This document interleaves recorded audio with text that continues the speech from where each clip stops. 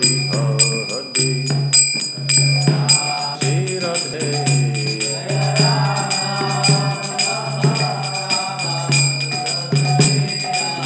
Jaya Prabhupada Prabhupada Prabhupada Prabhupada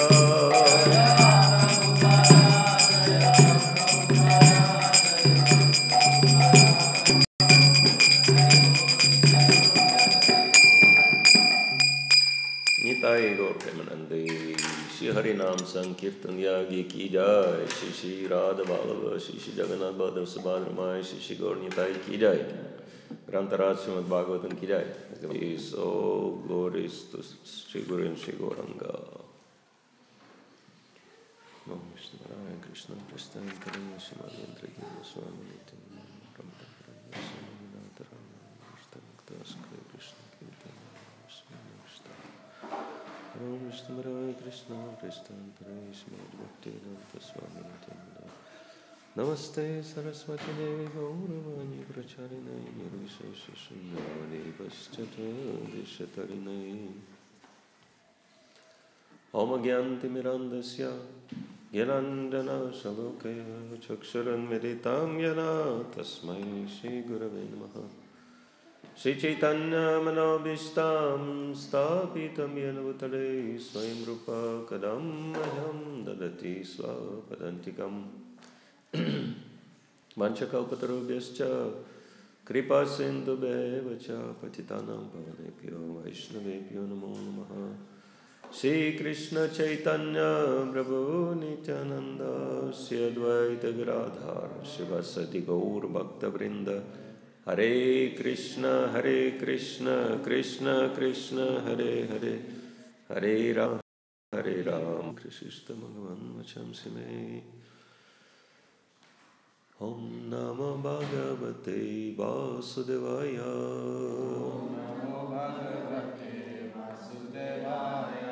Om Namo Bhagavate Vasudevaya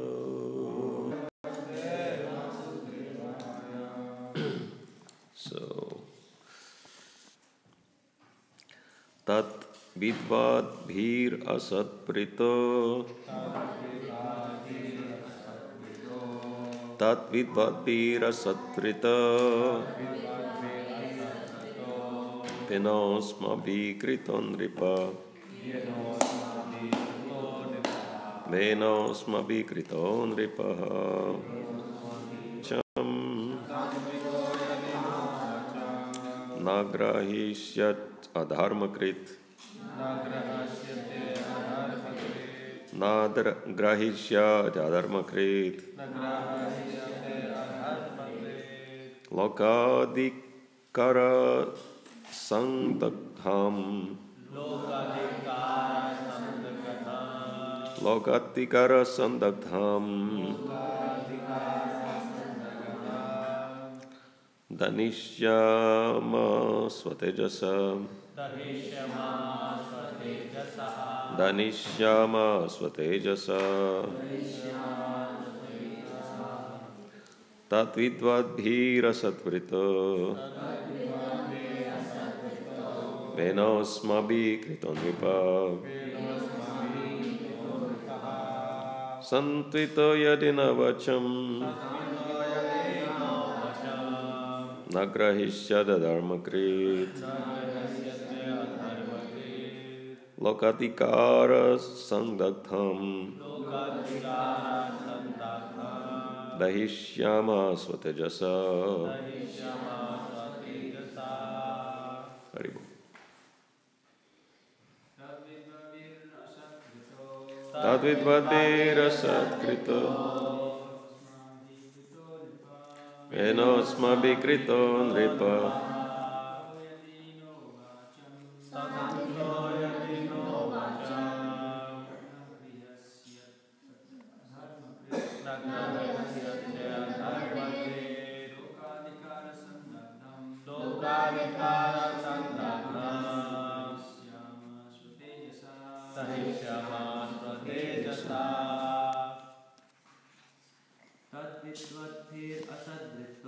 Tadvidvadvira Satkrito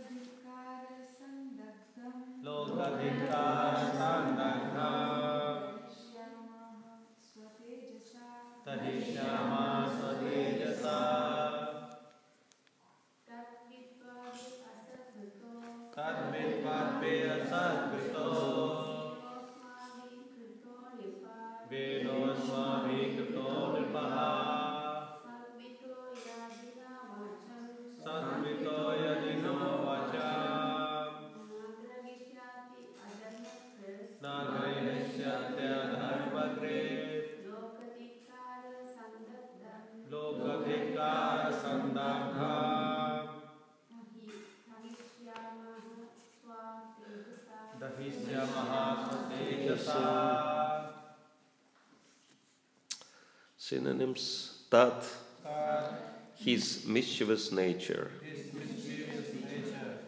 Vidagdhi, aware of. Asatprita, impious. King. Santvitaha, in spite of being pacified. Yadi, if. Naha, our. Vacham, words. Na, not. Grahishyati, he will accept. Adharmakrit, the most mischievous. Lokadikara, by public condemnation. Sangtagtham, burnt.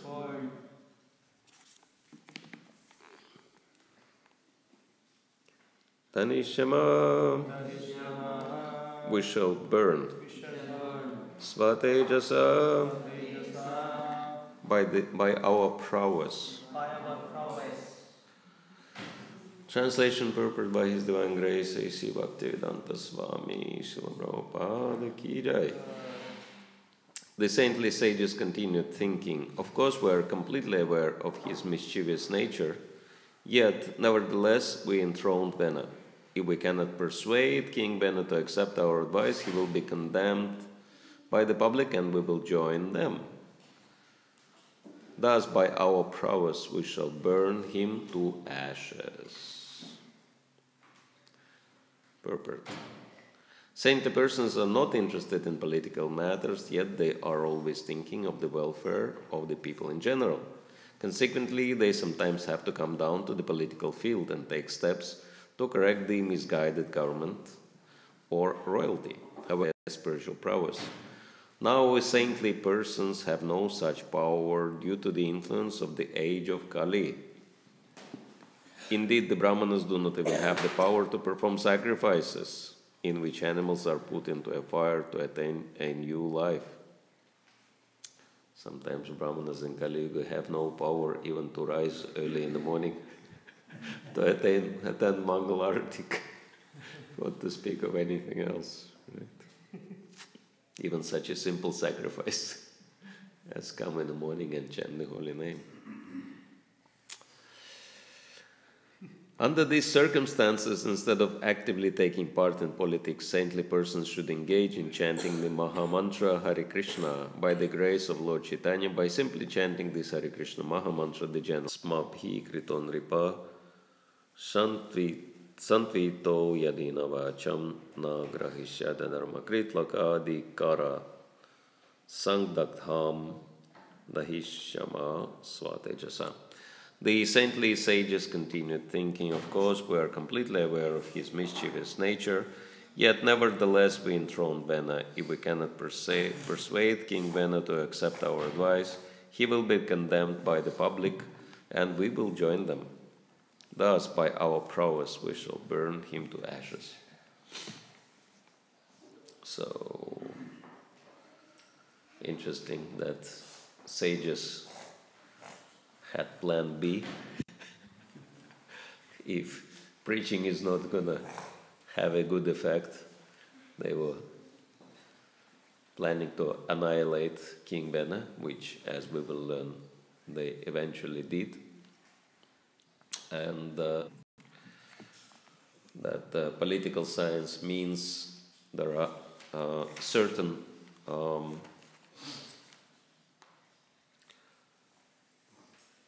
diplomatic principles, and it says that there are four diplomatic principles to use in politics. And so the first one is sama. Sama means the process of pacifying the enemy, right? Try to find common language with the person, trying to make friends with the person. If that does not work, next one is dana. Give him something. Bribe him. Give him some gift. If that does not work, then bheda. Bheda means divide and rule, of course. And the ultimate one is danda, punishment. So 2 positive and 2 negative principles, right? Positive ones are pacifying, giving something, building nice relationships. If that is not working, if that is failing, then negative, right? And first one is to divide and then to punish. And it's very interesting that one of my godbrothers, he used to work in riot police forces, and he was telling how they were dealing with rebellious, whoever, demonstrations. And he would say that every rebellious group always has a leader. And so the leader is leading other guys. And so the first thing they have to decide, understand who is the leader in here, who is the head.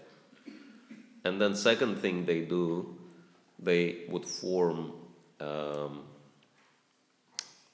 they would break into the crowd and they would separate the leader from the rest, and they would get the leader down, beat him down, and arrest the leader. And without the leader, the followers would become like, herd of sheep. They wouldn't know what to do. So that's easy, right? Divide, cut the head off, and then the body becomes useless. So, divide and rule. Simple, right? But this is only if the positive process is not working. So first, no one should try harsh methods immediately. First, there should be an attempt to reason with the person. And so this is what the sages were planning to do. And of course, their involvement in politics is exceptional case. Prabhupada explains in the purport that saintly personalities, brahmanas, they are aloof from politics because they are meant to be neutral, right? Neutral does not mean to be indifferent. Neutral means acting for the welfare of all. Like Prabhupada was perfectly neutral personality, and he was described as friend of all, right? And 6 Goswamis are described also as perfectly neutral personalities. Thira, Dhira, Jana, rogues and ruffians, right?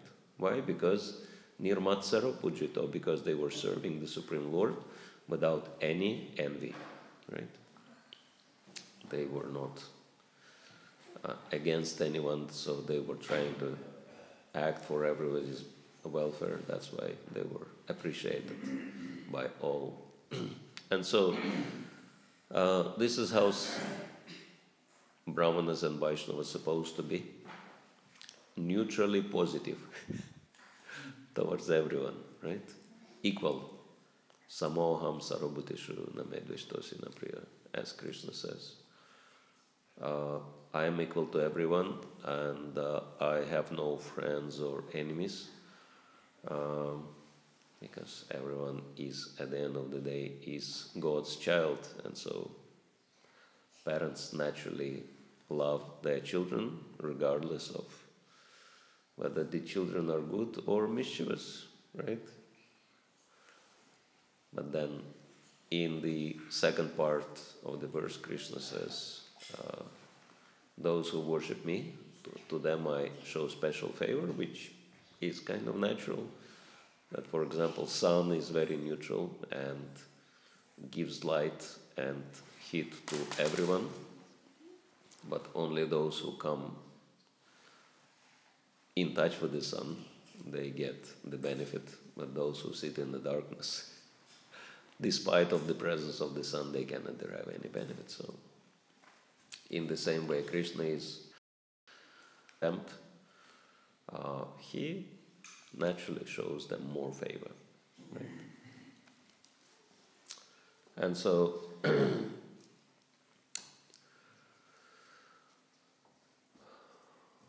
Brahman is supposed to be neutral, but politics means you are not neutral. Politics means you are for someone and against someone, right?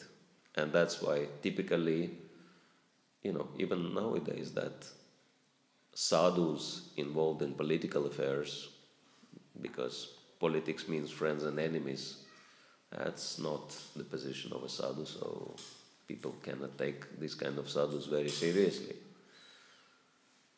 But sometimes there are circumstances which actually demand sadhu's involvement also. I was thinking of and these are of course very rare exceptions. And I'm thinking of quite recent case in India, again, interesting things happening due to the advancement of the Golden Age. That one traditional sadhu,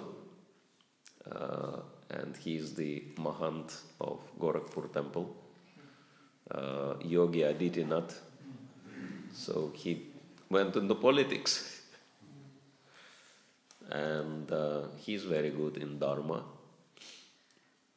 And he, for example, promoted, and he's very smart, even though quite young, and he says that we require economical development, and there is a lot of interest from people around the world. This is how he defined that, right? He said this is very good for our international image, for developing relationships, for economics, for everything, so we have to invest in holy places. And thus he started investing big money, and including into Vraj, right? Vrindavan. And I'm sure that if you go now, if you haven't been there for more than a year, you will see there are very clear, visible improvements. For example, the last Kartik, I went around Govardhan, and it was such a different experience. All the way, you just walk in a soft sand, all the way around. No more, sharp stones or other things you have to go through. So, first time I didn't have many other improvements all over Raja, and so he's investing some phenomenal amount of money, equivalent of millions of dollars into Raj, which is really nice. And nevertheless, he knows about the level of corruption in India. It's mind-blowing.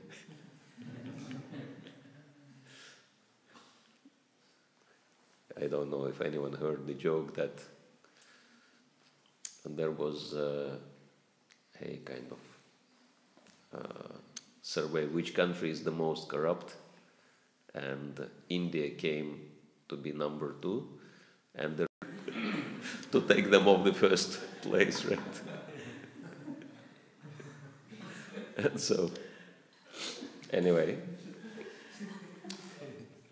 it's like everybody knows that if government is giving any money, any grant, maximum 40% is reaching the, is used for the actual purpose.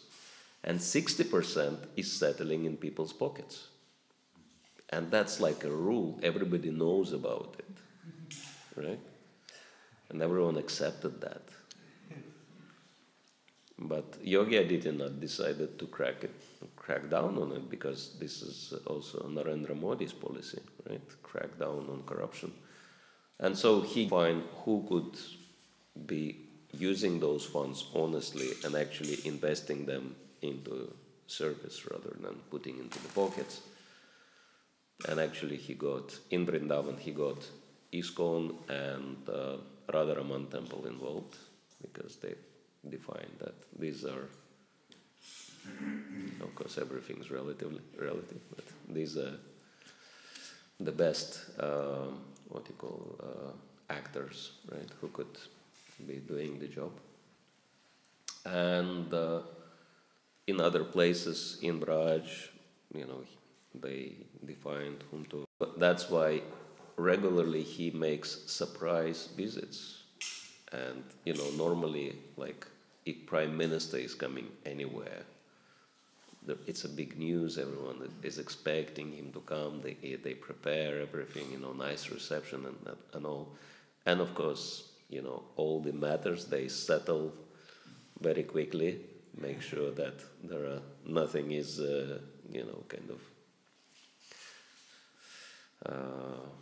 there are no reasons for them to, nothing embarrassing for them.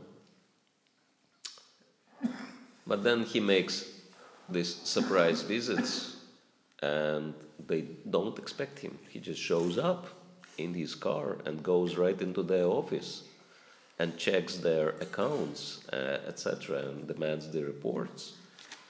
And of course, many people, lose their positions, because, still there is corruption. And so, but by these surprise visits, he made everybody else alert. They know, okay, he made this surprise visit there, and those people lost their positions.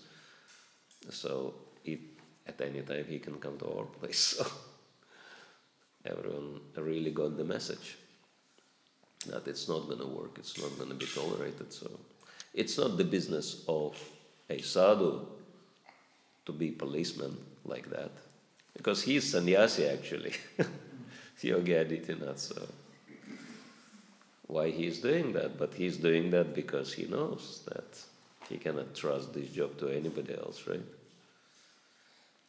He appoints some anti-corruption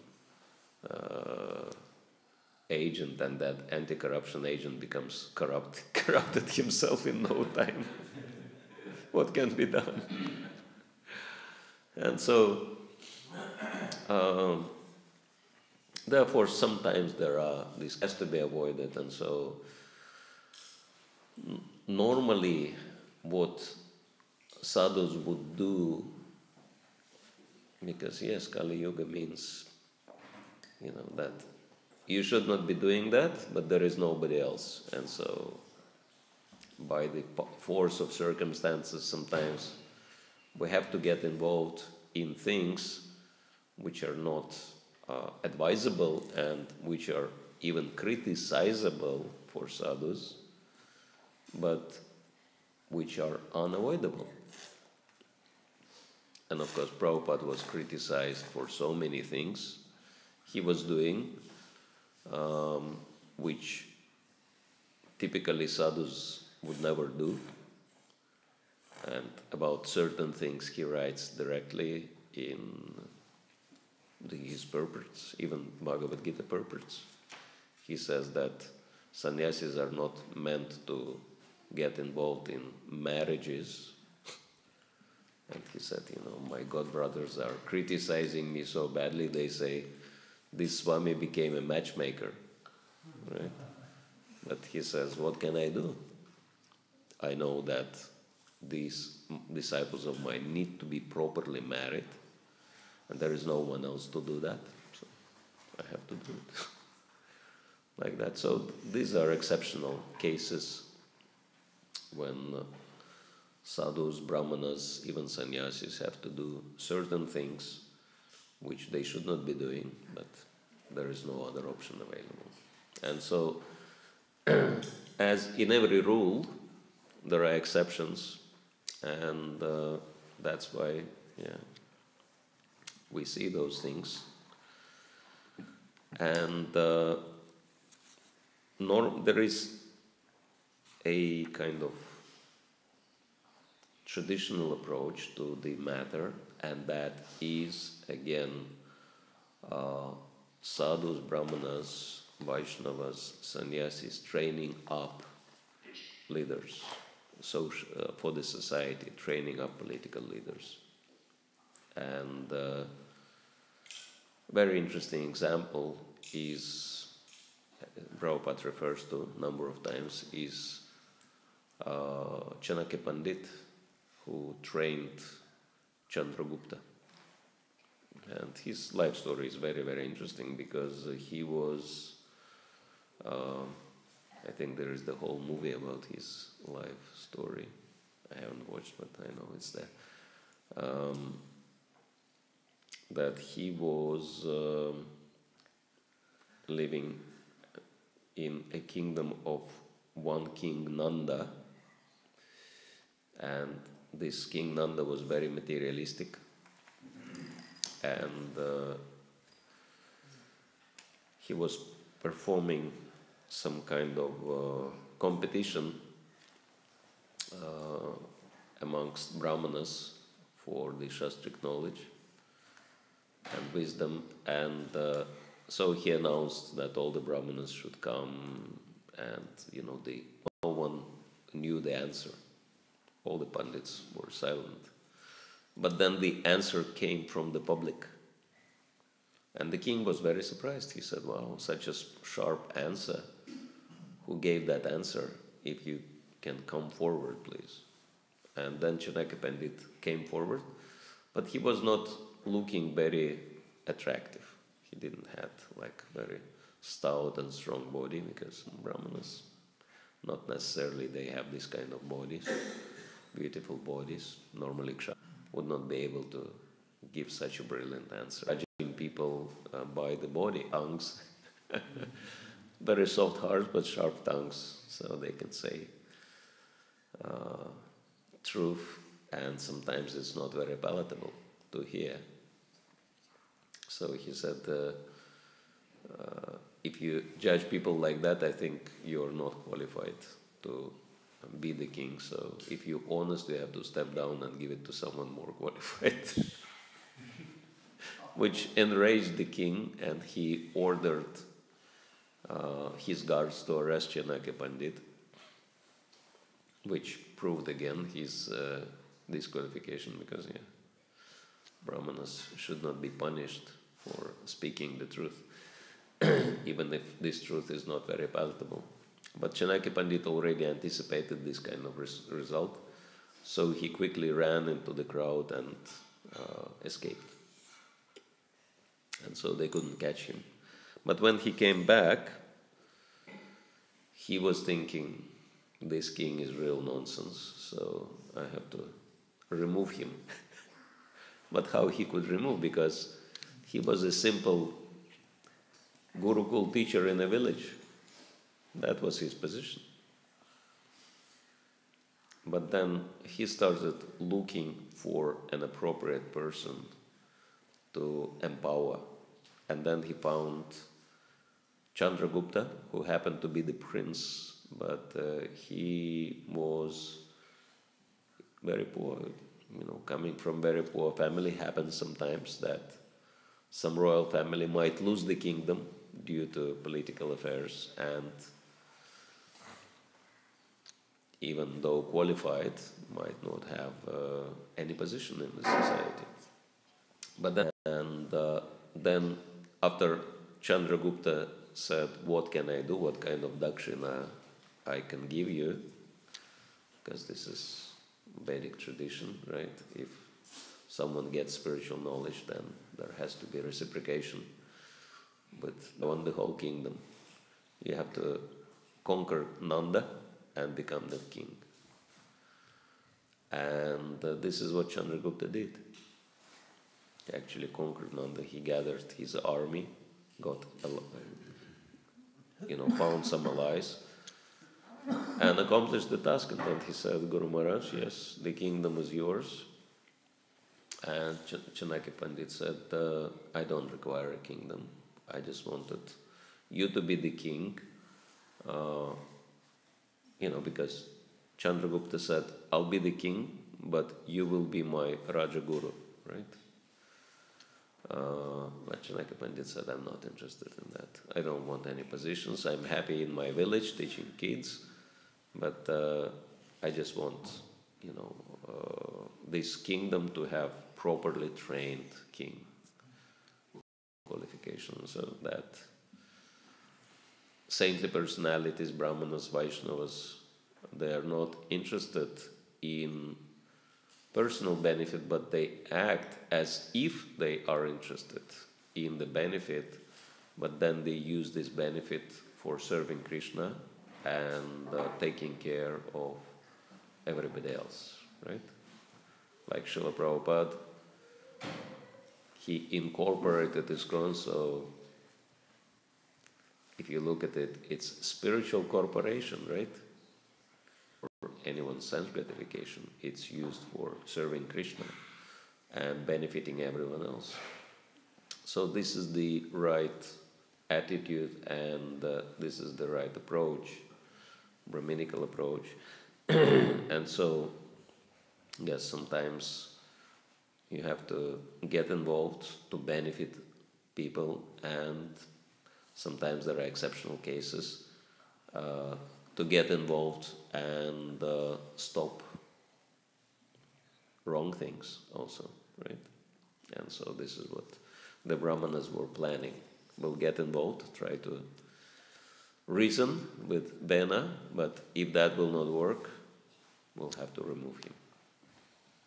Plan B, when we travel with my spiritual master, Śrīmad Indradyumna Swami, in Russia, sometimes he jokes, because Russia is really an unpredictable country. And he says, if something can go wrong, it will go wrong in Russia. So we have to be ready for that.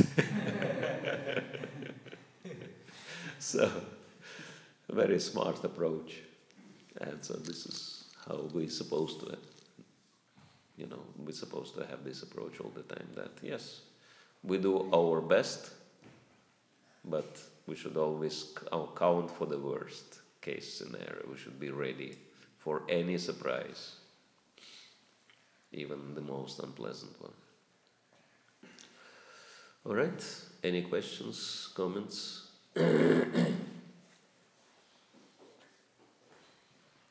Suggestions or complaints? Yes. Dvija Pitambara Prabhu. Krishna Consciousness Society, and sometimes if we are dealing with all the managerial affairs or different other, whether it's financial or anything that's not directly Brahminical, learning and teaching scriptures, then how does it help devotees to, if we continue to do their services, will that still help us over a long time to still come to the platform of Brahmanas, or? Yeah. Well, Brahmana means he's on the top of the social orders, right? This is the top level in the society. And that's why it's explained in the 7th canto of Śrīmad Bhāgavatam that in case of need, Brahman can perform the job of other varnas. Brahmana can take up the role of a Kshatriya, in emergency, like a classical example, Parashuram, right? Born in a Brahmana family, but the circumstance was such that he had to perform the duty of the Kshatriya, and we know many other instances like that. It's explained that Brahmana can perform the role of a Vaishya, and actually default mode for Brahmanas is Vaishya mode rather than Kshatriya mode. Dogs, so Brahmana, because we see that we have so pure Brahmana, shift into self-employed mode immediately or as soon as possible, right? Do whatever it takes to shift into self-employed mode. I'll finish. And so, yes, that Brahmana means in emergency circumstances he can perform the functions of selfish interests. You know, like if Brahmana is doing business, he should not be cheating like an ordinary Vaishya, right? Or if Brahmana is doing a Kshatriya job, he should not get corrupted, etc., etc. Try to be careful not to lose one's purity.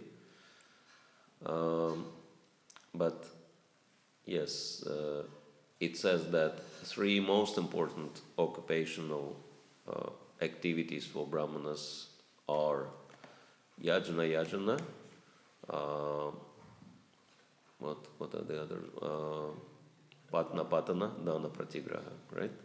That perform yagyas and collect money and or other wealth and distribute that wealth or utilize that wealth in Krishna service. So these are the 6 primary occupations for Brahmanas. And so yes, that there can be emergency circumstances when we do other things, but Brahmanas should try to find replacements for these other activities and focus on the 6 most important ones. All right. But in our case, many of us we are not yet Brahmanas. We haven't got that training. So we understand the Vedic times that they're already trained up as Brahmanas and then they took up different roles. But in our case, we are not quite Brahmanas yet, and they already we're kind of trying to train our minds and our lifestyles to come to all the 6 principles that Brahmanas are meant to be engaged in. And but then when you're not sufficiently trained, you're still doing other activities. Technical thread was also given to Kshatriyas and Vaishyas. But still, Prabhupada was very clear that this society is primarily meant to train people as Brahmanas. So in our society, if someone is given Brahminical thread, this is the indication that one is already a Brahmana. And so Brahmana means we have to try to become qualified and act within the parameters of Brahminical activities as far as possible. We understand that circumstances might not allow this to happen immediately, but at least we should. This is really important because there are so many points connected to that in Vedic culture and in Krishna conscious development. Okay, you'll be next, yes. But as you said, in the case of Veena, and the sages, they set an example to use the steps because they were specifying in Sam, Dam, Bhed, and we skip all because some of the cases to case, it goes like that. Someone can Bhed and Dam. Well, yeah, it's not really recommended to skip the positive part, without trying. trying to kind of reason with person immediately, punish, that's not a good thing. So, I mean, of course, in certain cases, like with terrorists, right? There is no negotiation with terrorists because everybody knows it's useless. So there can be exceptions, but normal approach is try to reason first, and only after failure we can go into the negative part. If Maharaj asked for a good son, then why did he get a bad son? The father of Bena, you mean? Yes? Yes, there are reasons for everything, and so we might ask Krishna for certain things, but it's not that Krishna is obliged to do everything we ask him for. And we have our plans and our desires, and Krishna has his own plans, and so sometimes things are not happening according to our expectation.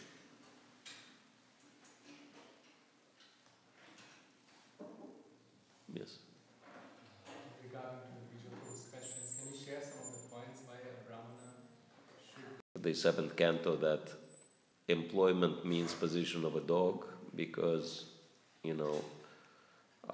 if you serve someone who is not Krishna conscious, right, then according to Bhaktivedanta Thakur's definition in Bhakti Loka, this is the real asatsanga, because just coming in touch with people, kind of having surface contact with people, like he gives an example, you go to the marketplace and you purchase something, and that person might not be a devotee at all, right, might be eating meat or whatnot, but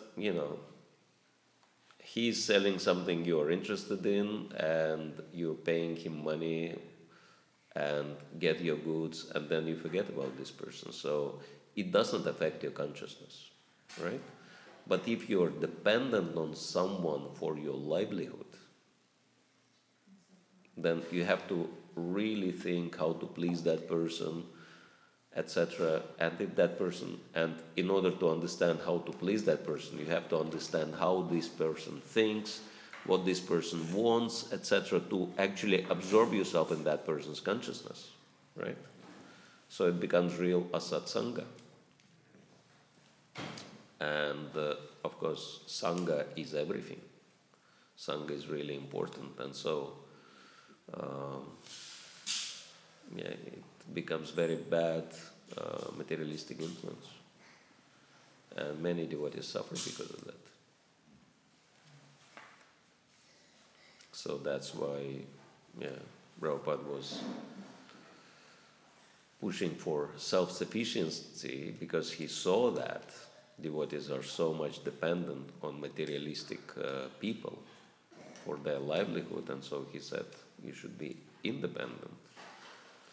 But for that sake, you don't necessarily have to move to the rural location. If you shift into self-employed mode, you will achieve quite a high level of independence. Right?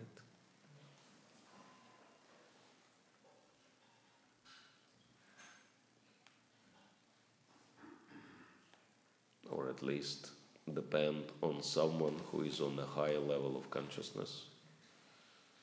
Like if devotees are doing government contracts, right? Taking government contracts. First of all, there is a lot of freedom. You can decide what you want to do, how you want to do, as long as you work within these parameters. And second of all, to get position in the government, at least in the Western world, it requires quite high level of consciousness and quite high level of responsibility and accountability and everything. So in one sense it's much better association, right? If you're depending on someone, at least don't depend from some Vaishya. At least depend from a Kshatriya. That's much better situation.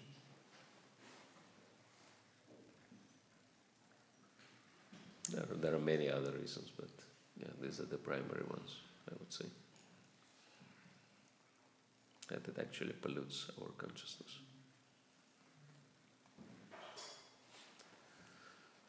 All right. Anything else? Yes, Prabhu. Bhakti Rasayana, would you like to tell us how you joined ISKCON?